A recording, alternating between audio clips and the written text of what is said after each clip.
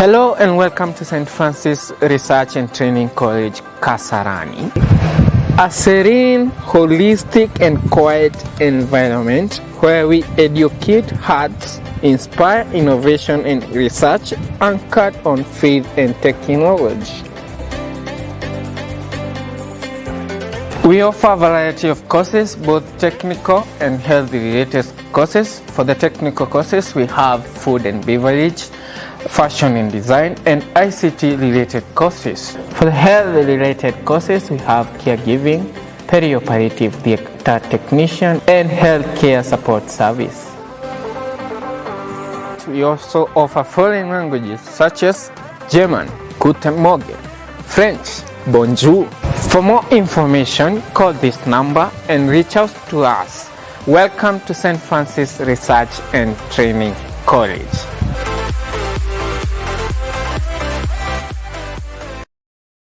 Capuchin TV. Forward ever, backward never. Let us move ahead and so on. Even children, kuna kakitu tunaweza kufanya ili kanisa iweze kumetameta. Endelea kutazama Capuchin TV. Kitambulisho.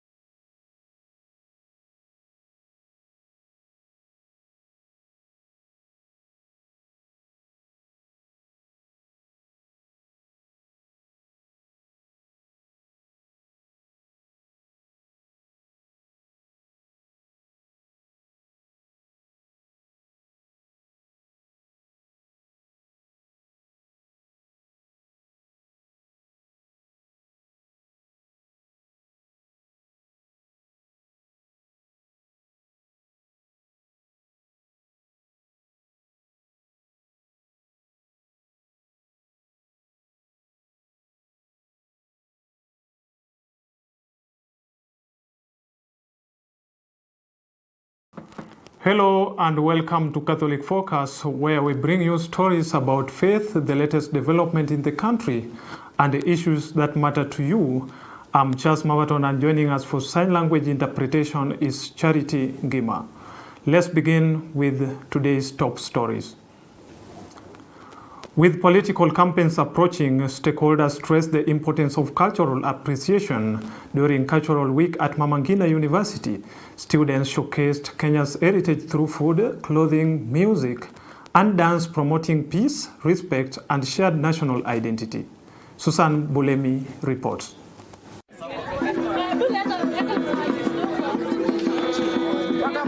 The Cultural Week brought together students from 7 regions, showcasing unique aspects of their heritage. From colorful attire to traditional dances and cuisines, the event highlighted how cultural practices can coexist harmoniously. Organizers, led by Josephine Kangi, stressed the week's role in teaching young people the value of diversity. It is so significant to us as Kenyans. Since we are blessed, we have been blessed with our country, which has great diversity in terms of ethnic backgrounds, in terms of languages, in terms of food and all these differences. We are privileged toward this Cultural Week to bring together students from different parts of the country to feel one, to understand one another, to engage with one another, to learn from one another, and also to understand the value of oneness. While Dr. Miano Wambogo encouraged students to see themselves as part of a larger Kenyan family, united by mutual respect. About diversity, and when we talk about culture and diversity, it's because once we celebrate who we are as Kenyans, who we are in our different cultural backgrounds and our different heritages, once we understand who we are, then we're able to come together and build that bond as Kenyans. And so a celebration like this, and especially here in a university, is very key, is very important, and especially as we go now into 2027, which gets into a lot of divisive politics and divisive languages that is based on tribe and ethnicity, a festival like this should be replicated across the country, because it is through a festival like this we get to understand each other. We get to know who are the different. Reporting for the Catholic Focus Capuchin TV, I'm Susan Bulemi. And on to matters of education, pressure is mounting on the Ministry of Education following a revelation that more than 900,000 ghost students exist in the country's education system, with leaders terming the scandal a sign of negligence and weak accountability. Nancy Kajuju reports.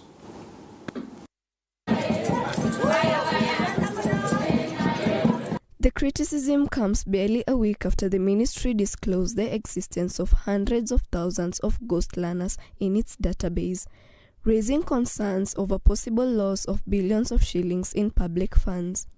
Speaking during a cultural event at Kitui Teachers Training College, Kitui Central MP Makali Mulu faulted the ministry for what he described as systematic failures in oversight.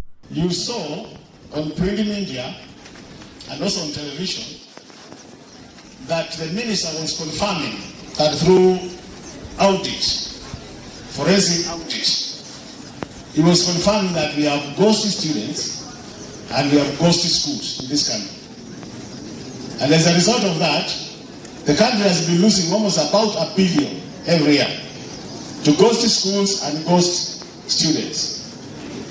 And you know, as a Kenyan, anytime I sit and imagine, how can you have a ghost student? Yani mwanafunzi wa hewa. You imagine mwanafunzi wa hewa. So when we hear of this and we continue just as usual, I don't think we'll be in the right direction towards Singapore. He claimed the country has been losing nearly 1 billion shillings due to ghost students and schools, and called for thorough investigations and decisive action against officials found responsible. So I want to encourage senior government officials that if you are given a mandate to do, please do it faithfully. Na wale walihusika na hiyo kashfa ya ghost schools and ghost students, I believe they should be somewhere in jail now. And if they are not in jail, somebody is not doing his work. So either the DCI or the EACC, they need to do their work so that such people are locked in and locked in forever. Reporting for Catholic Focus Capuchin TV, my name is Nancy Kajuju.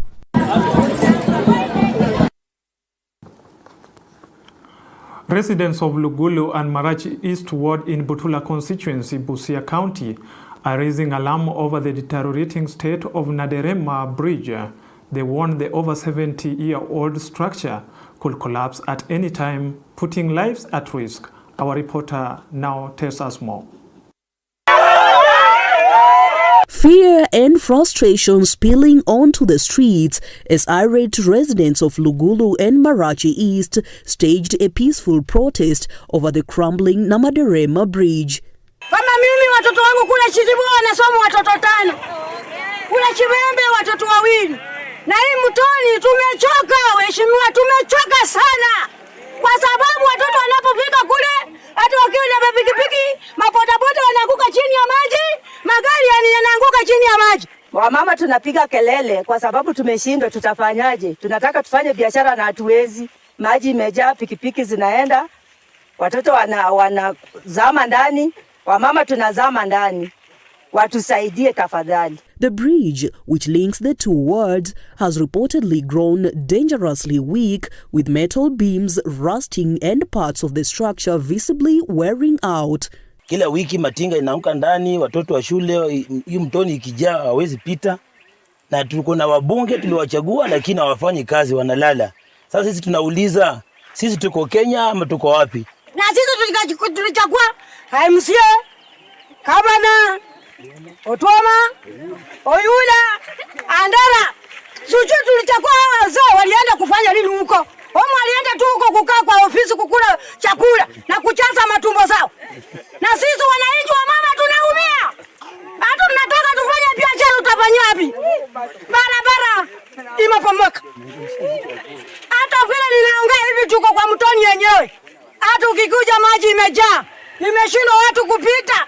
Serikali mtusaidie. Locals say the bridge, built more than 7 decades ago, has not undergone significant renovation and now poses a serious threat to motorists, pedestrians and school-going children. Hii daraja imetusumbua muda mrefu sana. Sababu hii daraja wameiunda mwaka 53. Na mwaka 53 hii daraja imeshapasuka katikati. Kando na hiyo, hii daraja imeshaua mtoto wa shule kutoka Lugulu. Alafu hii daraja imeshaua mwalimu wa Katoliki. Amekufia hapa. Kulingana na hii daraja tu. Hii daraja inatusumbua hata watoto wetu hawezi pita maji kijaa. Sasa tunalia kufika mwezi wa 4 vile imeanza, tujui watoto wetu watasoma namna gani. Watoto wakipita asubuhi wanakuta daraja imejaa, maji imejaa, akupitikia hawezi pita. Biashara, watu wa biashara wanahangaika. Matinga zinaanguka hapa ndani, karibu ziue mang'ombe pamoja na watu. They are now calling on elected leaders to urgently intervene and facilitate immediate repairs before disaster strikes again. Hii daraja imeharibika na ni muda mrefu sana, lakini hatuoni watu wakuja kutengeneza hii barabara. Tunauliza governor wetu wa Utuoma, mbona sisi kuja kwa hii ground waangalie hii daraja, waone hii daraja itaumiza watu wengi sana. Juzi kulikuwa na tinga hapa karibu 3 zimeanguka hapa ndani. Watoto wetu wameumia. Hata kuvuka hii barabara ni shida. Reporting for the Catholic Focus, Capuchin TV, my name is Sasha Elizabeth. The Secretary of the Ministry of Environment, Festus Ngeno, led a conference reviewing 10 years of the Mau Forest Complex Integrated Conservation and Livelihood Improvement Program, attended by journalists and stakeholders from various organizations. Let's get that story from Geoffrey Omare, as prepared by Arbe Bonaya. The program, launched by President William Ruto, aims to conserve the environment and improve the livelihoods of communities surrounding the Mau Forest Complex, while supporting the national goal of planting 15 billion trees by 2030. The results have demonstrated significant success through stakeholder collaboration and community ownership, fostering sustainability and accountability in environmental conservation. The program is expected to be expanded to all counties nationwide, ensuring that every citizen participates fully in environmental protection initiatives. The Mau Forest Complex, ladies and gentlemen, remains Kenya's most important water tower, supporting millions of livelihoods and underpinned by its huge ecological significance nationally and beyond. Its restoration is therefore not just an environmental imperative, but a national, social, and economic priority. This fact was clearly affirmed on 27th of October when the President of the Republic of Kenya, Dr. William Samoei Ruto, officially launched the MFCI program, sending a strong signal of the government's commitment to a community-centered integrated landscape and ecosystem restoration program. And since then, and even before the official launch, implementation activities have been ongoing, demonstrating that MFCI is not an event but a long-term transformation program, a 10-year transformative program to combat climate change. The MFCI program is a community-centered and partnership-supported program. Further, whereas I'm the vision carrier, the MFCI program, the program has no full-time personnel, as indicated.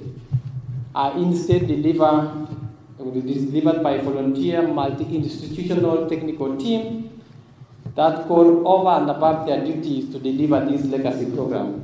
And TEDIS is an approach that allows communities to grow trees alongside crops in forest land for the dual purpose of restoration, of livelihood improvement. And I'm truly very grateful to my colleague PS Forestry and the CCF who is here, Kenya Forest Service, for their partnership in this. Stakeholders discussed the achievements, challenges encountered, and the future directions of the program in safeguarding forest resources and promoting sustainable development in the country. Of course, the issue of publicity has really been of help to us. And because of that, there's a turnaround when it comes to the perception by the communities, even how we relate with the communities as Kenya Forest Service. There is now public acceptance of forestry practice and protection. There is public support as well as deliberate intervention by the communities in supporting conservation work within this area. I want to commend action that has been taken by various government officers, senior officers, of course led by none other than the President himself. We have various initiatives by the PSS, starting by the Head of Public Service, who has also adopted an area, and we are already working towards ensuring that we also follow suit. Reporting for Catholic Focus, Capuchin TV, my name is Geoffrey Omare. And on matters of agriculture, Kitui County Commissioner Erastus Mboyi has urged residents to embrace livestock farming as a reliable alternative to crop production following repeated crop failures due to low rainfall. Speaking to the press, Mboyi said the county's climate favors livestock keeping, noting that recent light rains are enough to sustain pasture. He added that the government is distributing goats to drought-affected farmers to boost resilience and livelihoods. Let's take a look. Kiangalia mazingira yetu Kitui, mvua ya muda mfupi huwa inatuacha na nyasi ya kutosha kwa mifugo, lakini mimea huenda isikomae ama huenda isipate mvua inaweza kuifikisha hadi kukomaa. Ndiposa tunasema tuangalie wakati huu tunapoenda katika msimu wa upanzi tena, tusiende kupanda zile vitu tu wakati wote tumekuwa tukipanda na zinatuangusha ama zinakosa kufikia kile kiwango ambacho tunaweza vuna. Na sana sana serikali pia imekuwa ikihamasisha kuhusu ufugaji, na ndiposa mwaka jana kulikuwa na mpangilio wa serikali wa kununulia wafugaji mbuzi katika ile program inaitwa restocking, na ni kama mwelekezo kwamba Kitui kwa mifugo inafaa zaidi, na hata ukiwa na kiangazi ukiangalia hali ya mifugo sio mbaya sana, hivi kwamba tukishikilia zaidi ufugaji iwe ni wa mbuzi ama wa ng'ombe itakuwa vizuri. Dalili nyingine ambayo inatufanya tuamini kwamba ufugaji ni mzuri, kwamba wakati wote kukiwa na kiangazi kidogo unapata wafugaji kutoka sehemu zingine pia wameingia sehemu ya Kitui na watakaa mpaka hali za kwao ziimarike. Kwa hivyo sisi pia kuna kitu tunaweza soma na tuweze kukitumia ili kujiimarisha kama watu wa Kitui. That's all for today on Catholic Focus. I'm Charles Mawaton, and signing for us was Charity Ngima. As we journey through this Lenten season, may it be a journey of prayer, reflection, and renewed faith. Stay blessed, and see you next time.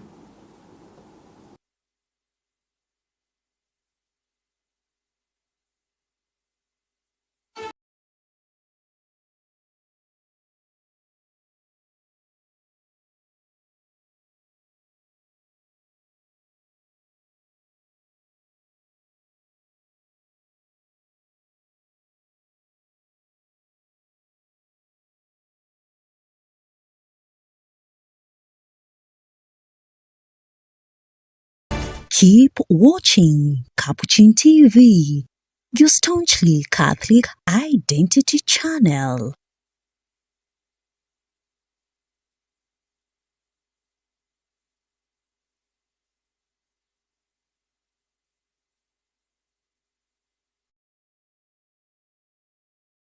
You are watching Capuchin TV. For any complaints, comments, or compliments on our programming, you can either write to us on info@capuchintv.co.ke, or you can call us directly on 0717 424 866. Your complaint shall be addressed within 7 days. Remember to keep a copy of your communication with us. Keep watching Capuchin TV, your Catholic identity.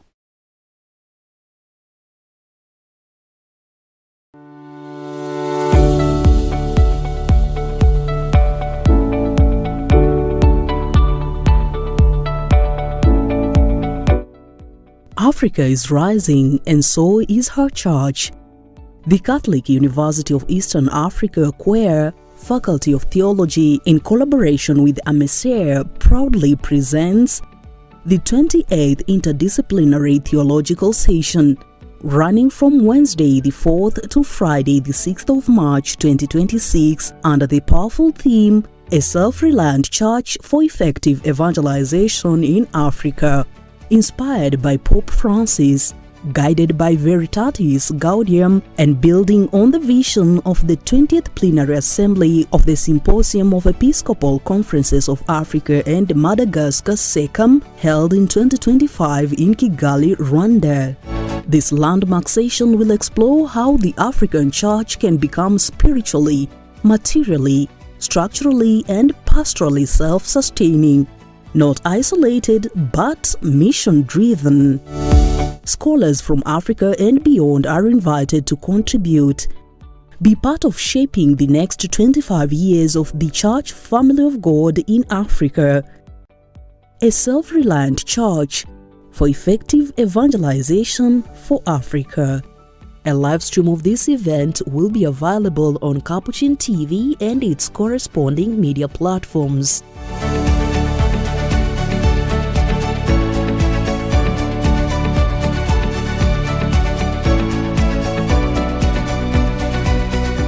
Keep watching Capuchin TV, your staunchly Catholic identity channel.